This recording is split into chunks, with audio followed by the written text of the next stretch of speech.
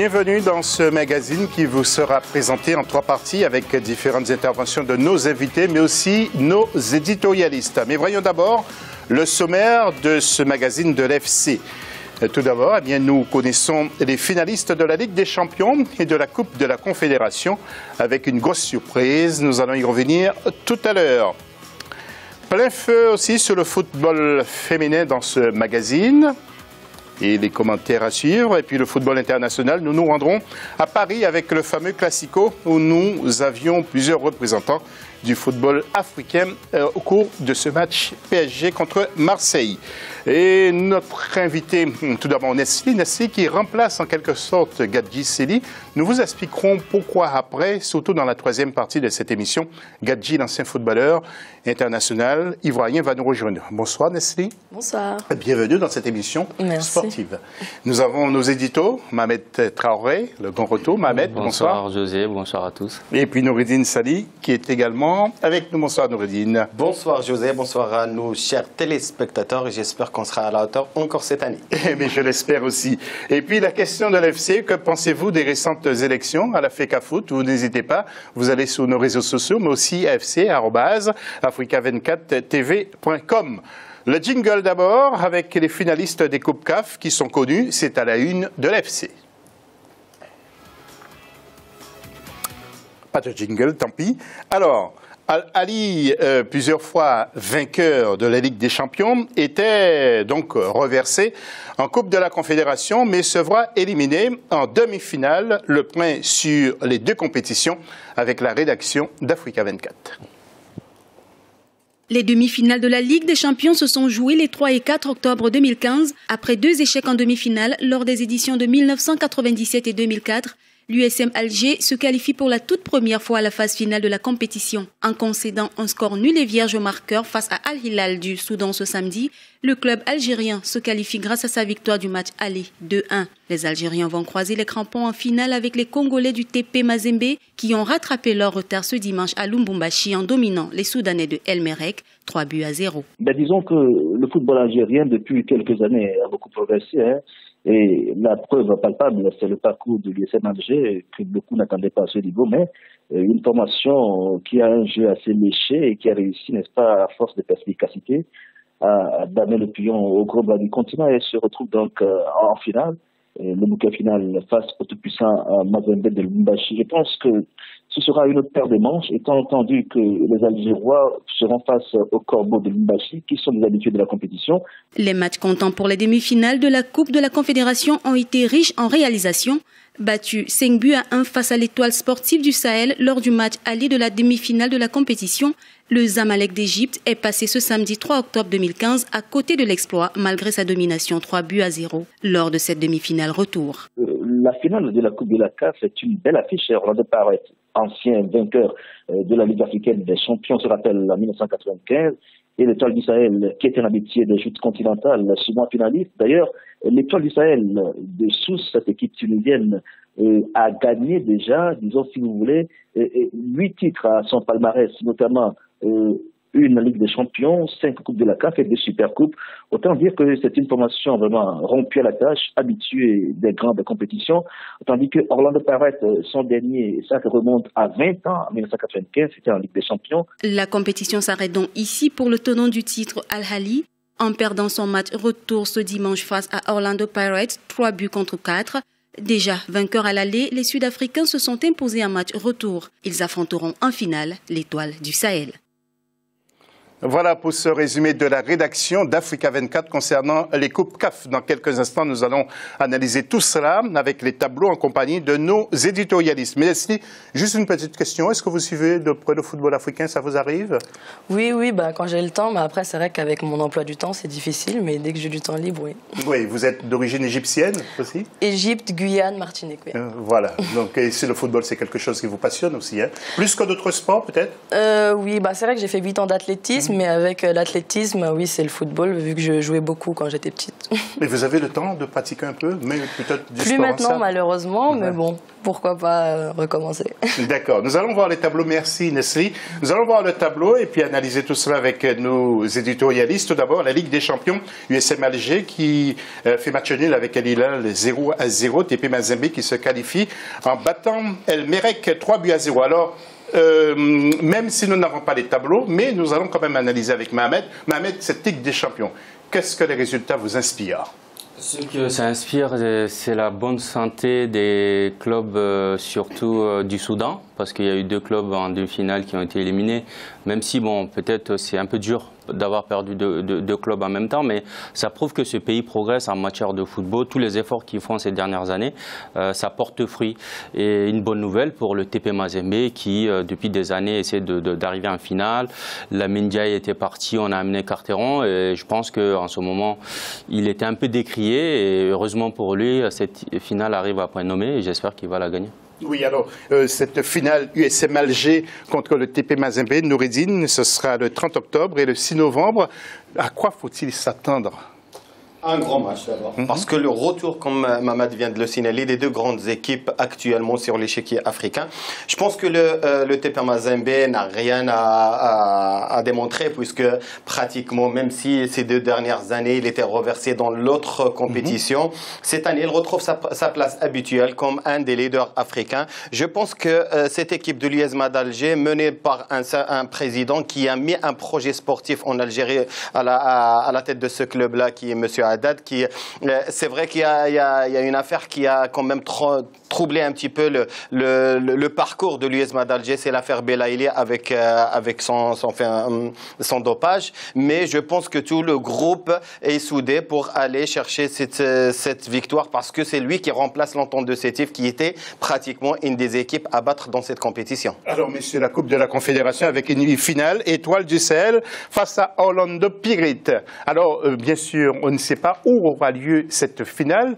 mais si c'est d'une part du côté de, comment dirais-je, de la Tunisie et l'Afrique du Sud, le trajet sera long, Mohamed. Hein? Très long, parce que ce sont les extrêmes du continent, mais une bonne nouvelle pour le football sud-africain, parce qu'Orlando Pirates, à la fin des années 90, ils étaient l'une des meilleures équipes de l'Afrique. On les a perdus de vue et ça me fait plaisir de les revoir à ce stade-là, et pour aussi perpétuer un peu les docteurs Koumalo qui ont fait le beau jeu de ce football-là. Oui, Noureddine, un petit mot sur cette finale de la Coupe de la Confédération, Étoile du Sahel. Si tu permets juste de dire un mot sur la finale, sur les 2 décevantes équipes égyptiennes, que pour faire plaisir à notre invité, je pense qu'il faut tirer quand même chapeau à ces deux clubs, Ali et le Zamalek, surtout le Zamalek qui a livré une grande partie, surtout de retour contre l'Étoile. L'Étoile qui gagnait 5 buts à 1 à l'aller, mais il revient 3 buts à 0 avec un joueur de moins, avec un jeu vraiment plaisant, un jeu engagé, une équipe qui avait de l'enthousiasme. Vraiment chapeau à ces 2 équipes égyptiennes. Un mot sur la finale, c'est vrai que les 2 noms, on les retrouve. D'abord le Zamalek, je veux dire pour l'Étoile, c'est une équipe qui a quand même gagné la Ligue des Champions, c'est une équipe qui est pratiquement une des locomotives du football tunisien. Orlando Pirates, ça nous fait plaisir de revoir le football sud-africain qui renaît à nouveau à travers cette équipe. Et avant de retrouver un off, justement, ça c'est le jargon de la télévision, et puis juste une petite mauvaise nouvelle pour vous, Nesli, hein, Al-Ahly, qui est une équipe du Caire, qui a été éliminée, a été 8 fois vainqueur de la Ligue des Champions, 6 fois vainqueur de la Super Coupe, 4 Coupes des Coupes et une Coupe de la Confédération. Peut-être aussi c'est à cause de la conjoncture politique et sportive du pays. Est-ce que vous suivez tout ce qui se passe sur le plan politique en Égypte? Ça vous fait un peu de peine? Bah oui, bien sûr. Après, c'est difficile aussi, pareil pour mon emploi du temps, mais j'essaie de suivre quand même chez moi les replays sur YouTube, tout ça. Voilà, mais vous avez raison, effectivement, de suivre de près ce qui se passe dans votre pays d'origine. Nous allons parler justement de l'équipe du Sénégal, vous le savez, avec des images, qui a remporté sur penalty la finale des Jeux africains, justement, les Lions de la Teranga. Vous allez le voir sur ces images, qui ont bien géré justement jusqu'au bout et attendent maintenant justement les épreuves de la CAN des U23 qui auront lieu au Sénégal. Alors, je vous propose d'écouter l'entraîneur du Sénégal, Pape Diaye, après la finale, et rend hommage justement à un jeune joueur qui est décédé. Écoutez-le. Je me sens trop bien, très belle victoire, très belle victoire. Je pense que le Sénégal avait besoin de cette victoire.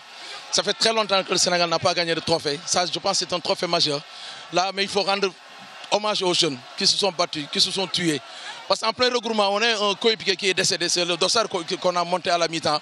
En plein regroupement, avant de venir ici, il est décédé par arrêt cardiaque. Donc nous, on avait à cœur de lui rendre cet hommage, de lui donner, d'amener cette coupe à Ziguinchor pour montrer à sa famille que l'équipe ne l'a jamais lâché. Il avait le même jeu que les autres.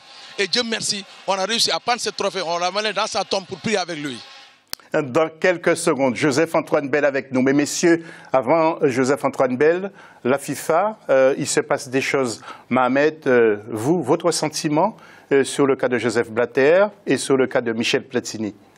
Ça montre tout ce qu'on disait de cette structure qui, l'argent a presque perverti tout le monde et on se rend compte que même si les gens jouent au football par passion et que c'est cela qui les guide, en haut, ceux qui sont là pour décider du football ne sont pas blancs comme neige et ça porte atteinte à la dignité de ce sport magnifique que nous suivons. Oui, alors nous avons beaucoup de réactions après donc, la nouvelle concernant Michel Platini et on n'a jamais évoqué le poids justement des votes africains. On esquisse un peu l'Afrique, mais est-ce que Michel Platini a encore une chance d'être candidat à la présidence de la FIFA et d'avoir le soutien justement des confédérations africaines, Noureddine? Je sais, c'est trop tôt pour dire que je pense que Michel Platini va se présenter comme candidat à la FIFA, à la succession de Joseph Blatter. Mais ce qu'on peut dire d'abord, c'est qu'on n'est pas au bout d'une surprise dans cette, on va dire, cette secte. Je pense qu'il y a... Vous appelez ça carrément une secte? Ah oui, pour moi, oui, c'était fermé. Il n'y a personne qui savait ce qui se passait à l'intérieur. Il fallait que cette affaire sorte au grand public et le déballage continue. Je pense que malgré la top Check Blaise, malgré notre Trinidad Warner, je pense que soit la justice américaine ou suisse, ils vont y aller jusqu'au bout pour essayer au moins de laver le linge sale de cette maison-là. Et après, on pourra parler soit de l'émir jordanien, soit de Platini, soit d'autres candidats. Mohamed, on vous retrouve tout à l'heure, mais il y a une priorité avec Joseph-Antoine Bell qui est en ligne avec nous. Alors Joseph, tout d'abord, une réaction sur cette transaction, soi-disant transaction financière entre Blatter et Michel Platini. Moi, j'appelle ça une transaction financière. Bonsoir, Dio.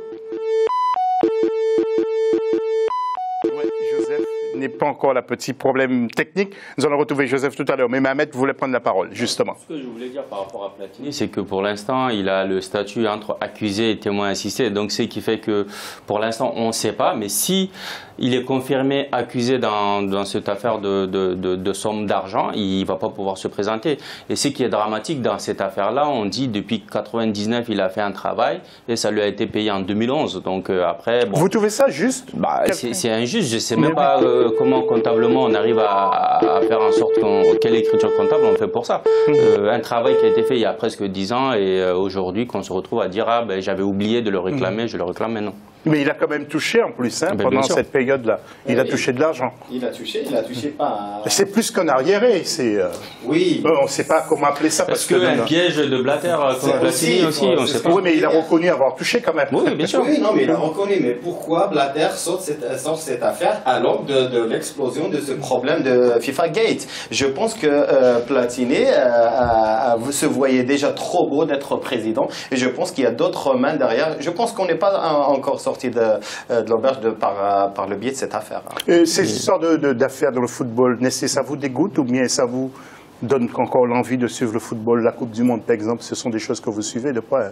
Après, le football, ça reste quand même une passion pour des personnes. Ça réunit les gens. Tout le monde, des millions de téléspectateurs se réunissent pour voir un match. Donc oui, non, il faut que ça continue. Mais après, c'est sûr qu'à côté... De toute façon, tout n'est pas tout noir ou tout blanc. Exactement. Joseph-Antoine Bell, est avec nous. Joseph, vous êtes là? Bonsoir. Petit problème. Alors, messieurs, oui. Il y a eu l'élection aussi à la FECAFOOT, la Fédération camerounaise de football, un nouveau président qui est M. Tombi Aroko Sidiki. qui remplace ce fameux commission de normalisation. Mohamed, il était temps quand même que le Cameroun règle ce problème. Il était temps et c'était laborieux parce que ce comité de normalisation a fait presque 1 an ou plus, un tout petit peu plus. Et là aussi, on voyait aussi la main de la FIFA derrière ce comité de normalisation, comme beaucoup de fédérations africaines, dont le Mali en ce moment qui est dans une turbulence. Et ça aussi, ça fait partie des problèmes de la FIFA et on espère qu'à travers tout ce qui se passe en termes d'enquête en ce moment, qu'on puisse éclaircir tous ces problèmes pour que enfin les différentes fédérations puissent avoir de la stabilité en Afrique surtout. Voilà, dans quelques instants, nous parlerons du tirage au sort des U23 au Sénégal avec le tableau A et B. Noureddine, une petite réaction à propos de ce nouveau président de l'Africa Foot. Franchement, on attendait depuis un certain moment, c'était, rappelez-vous, c'était le comité de normalisation qui a été mis que pour 6 mois. À un certain moment, on n'avait pas trouvé une issue à cette histoire et ça s'est prolongé. C'est le secrétaire général, c'est quelqu'un qui connaît quand même, qui était au cœur de l'ouage du football camerounais. Moi, je me réjouis de cette élection parce que le Cameroun, c'est une grande nation du football africain. On a besoin de la représentativité, soit sur le continent, soit sur l'aspect international du Cameroun et ça fait vraiment plaisir. Voilà, mais merci monsieur pour cette analyse, merci aussi à Nestlé. Tirage au sort de la CAN des U23, ce sera au Sénégal, donc tirage qui s'est déroulé le 28 novembre au Caire en Égypte, justement au siège de la CAFALA en groupe A. Le Sénégal, l'Afrique du Sud, Zambie et Tunisie vont s'affronter, ce sera à Dakar, et puis en groupe B, il y aura l'Égypte justement, Algérie, Mali et Nigeria. Les équipes seront basées à Bourg. La compétition va se dérouler du 28 novembre au 12 décembre. Les 3 premiers à l'issue du tournoi représenteront l'Afrique lors des Jeux Olympiques de Rio de Janeiro en 2016. Voilà pour l'essentiel de la première partie de cette émission. On se retrouve tout à l'heure pour parler que des filles. Donc un dossier consacré au football féminin. À tout à l'heure.